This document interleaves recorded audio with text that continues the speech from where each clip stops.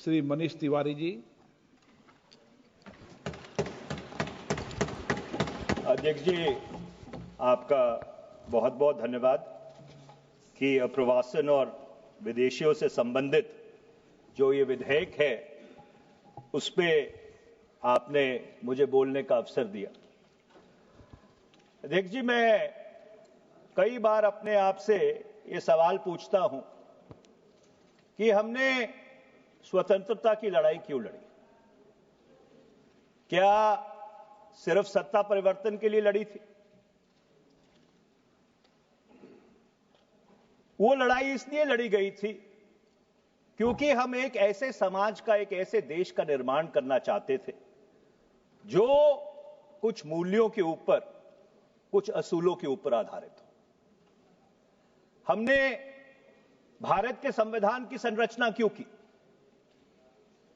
भारत के संविधान की संरचना इसलिए की कि उसमें अपने नागरिकों को और बाकी लोगों को कुछ ऐसे मौलिक अधिकार दिए जाएं जो एक डिग्निटी से अपनी जिंदगी जीने के लिए अति आवश्यक है।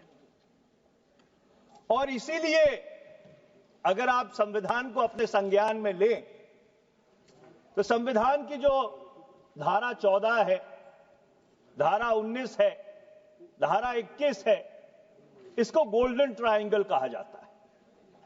It is called the golden triangle of rights.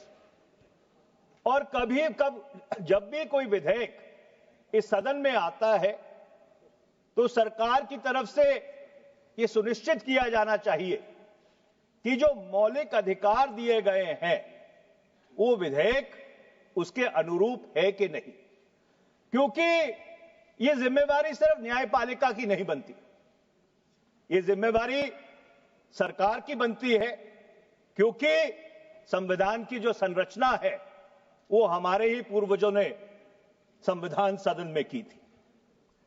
मैं इस बात से बिल्कुल इत्तेफाक रखता हूं कि विदेशियों के आगमन को नियंत्रित करना, घुसपैठ को रोकना बहुत जरूरी है, पर उसके साथ साथ कानून में जो नागरिक अधिकार हैं और जो राष्ट्रीय सुरक्षा है और उससे जुड़ी हुई दंडपालिका है, उसमें एक नियंत्रण और एक संयम बहुत जरूरी है।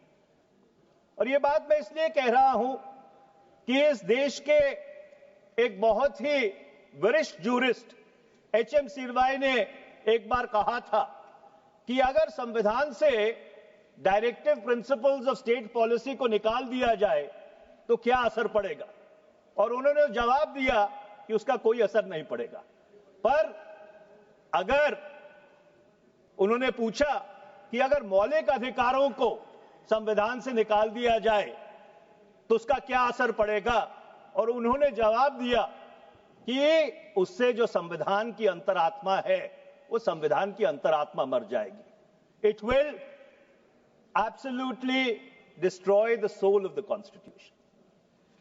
ये जो विधेयक है अध्यक्ष महोदय, अगर इसको आप अपने संज्ञान में ले, जो क्लॉज 3 है उसका जो पहला प्रोवाइजो है, और मैं उसको पढ़ना चाहता हूं।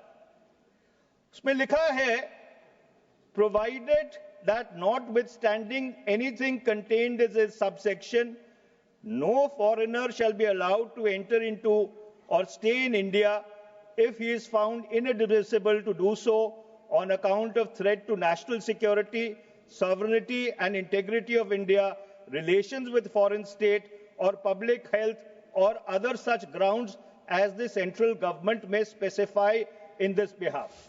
जहां तक राष्ट्रीय सुरक्षा का सवाल है, जहां तक भारत की प्रभुसत्ता का सवाल है, उससे कोई आपत्ति नहीं है।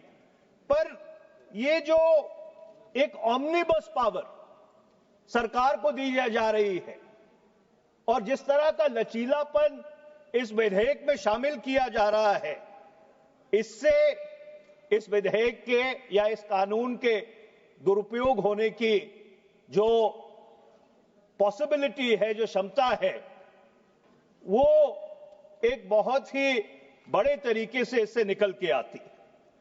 मैं अपने आप से पूछना चाहता हूं, अगर कोई ऐसा व्यक्ति हो जो सरकार के जो राजनीतिक ख्यालात हैं, जो उनकी विचारधारा है, और जब मैं सरकार की बात करता हूं, मैं एक सरकार की बात नहीं करता, क्योंकि जब कानून बनते हैं भारत में वो 100-100 वर्ष के लिए बनते हैं।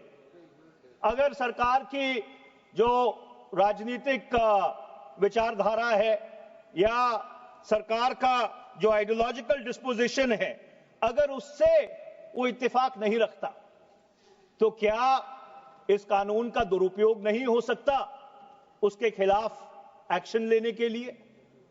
और ये दुर्भाग्यपूर्ण बात है कि अतीत में ये होता रहा है, और मैं इसको किसी तूतू में नहीं बदलना चाहता, पर इतना जरूर कहना चाहूंगा कि जब किसान आंदोलन हुआ तो 1-2 वाक्य ऐसे हुए जहां पर लोगों को भारत में आने से रोका गया, और उसके बाद उन्हीं लोगों को बुलाकर प्रवासी भारतीय दिवस में सम्मान दिया गया।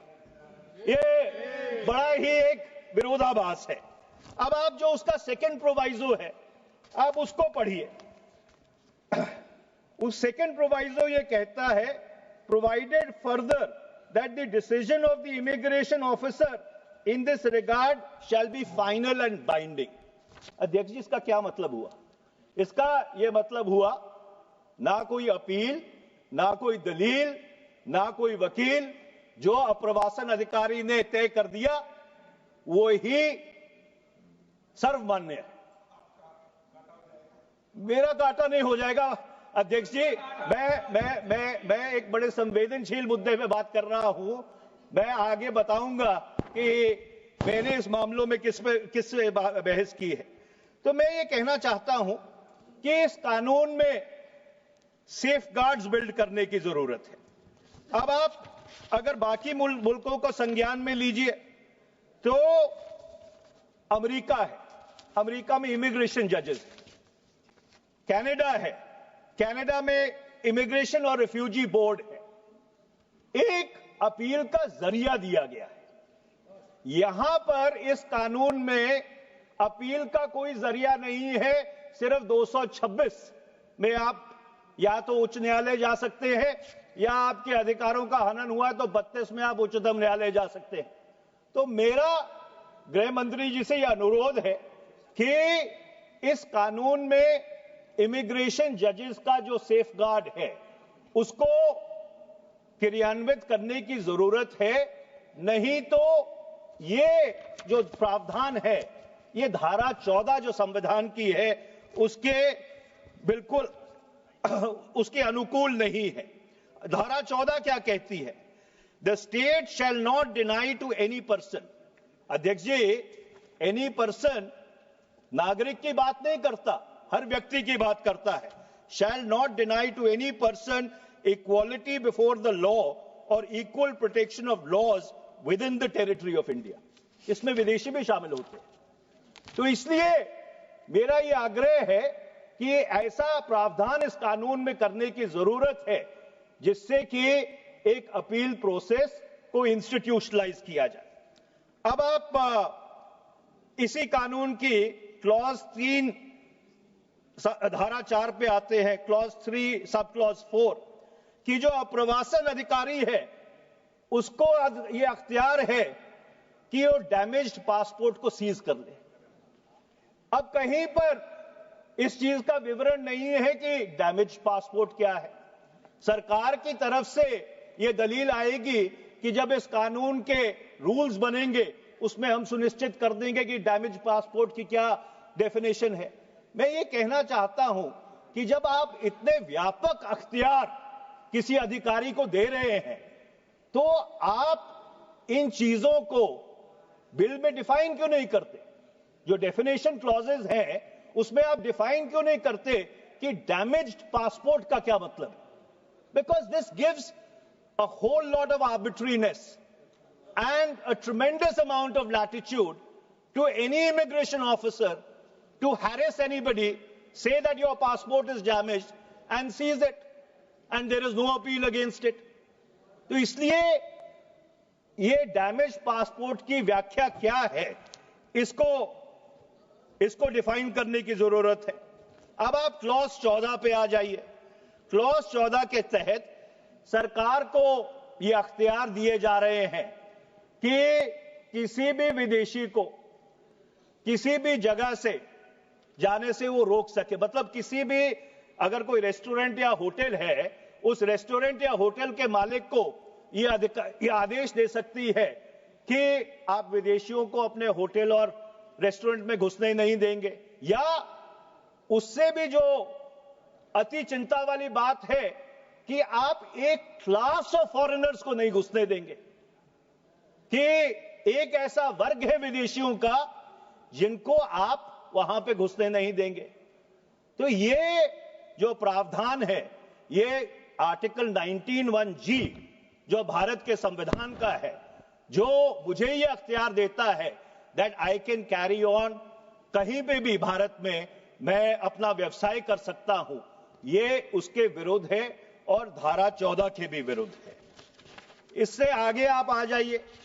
अब धारा जो 16 है संविधान की, ये कहती है कि अगर किसी व्यक्ति के ऊपर यह आरोप लगा दिया जाए कि वो विदेशी है, तो सरकार को साबित नहीं करना कि वो विदेशी है, आरोप लगाने वाले को साबित नहीं करना वो विदेशी है, उसको साबित करना पड़ेगा कि वो विदेशी नहीं। तो फौजदारी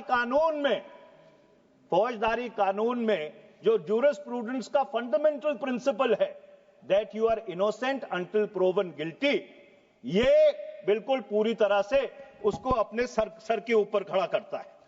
और खासकर जो गरीब लोग हैं, जिनके पास शायद पूरे कागजात नहीं होते, उन लोगों को अगर ये प्रमाणित करना पड़े क्योंकि कोई व्यक्ति आरोप लगा दे कि वो भारत के नागरिक नहीं है, तो एक जो उनका बर्डन ऑफ प्रूफ है वो बहुत बढ़ जाता है।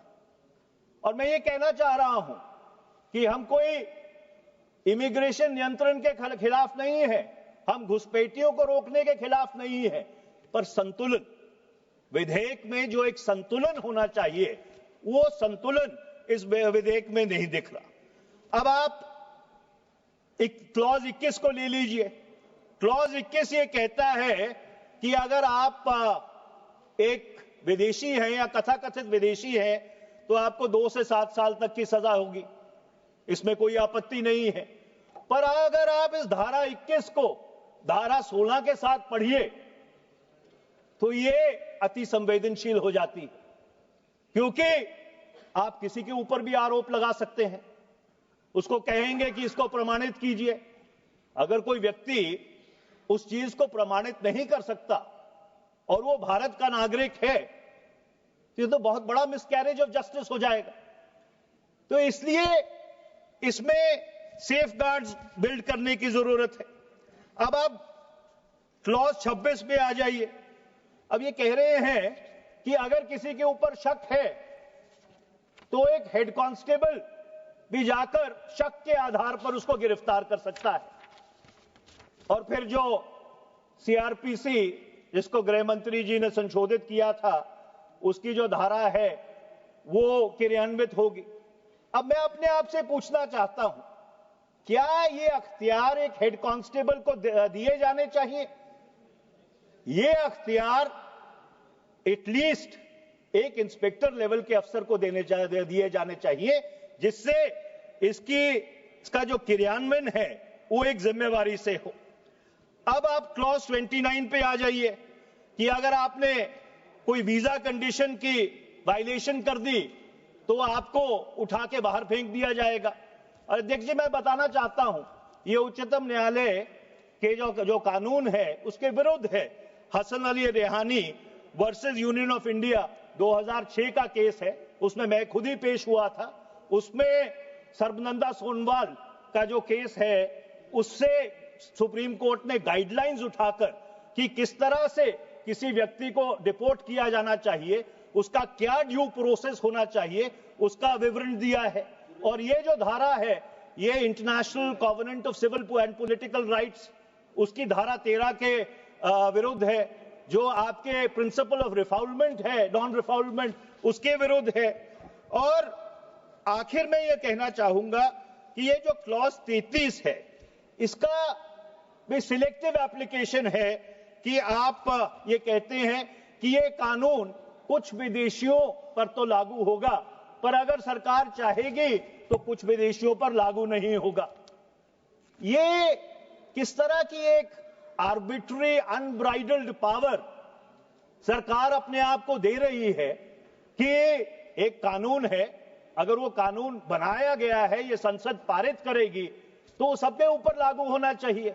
ये ऐसे कौन से एक्सेप्शंस और कार्व आउट्स हैं कि एक किस्म के विदेशियों पे लागू होगा और अगर सरकार नहीं चाहेगी तो दूसरे किस्म के विदेशियों पे लागू नहीं होगा।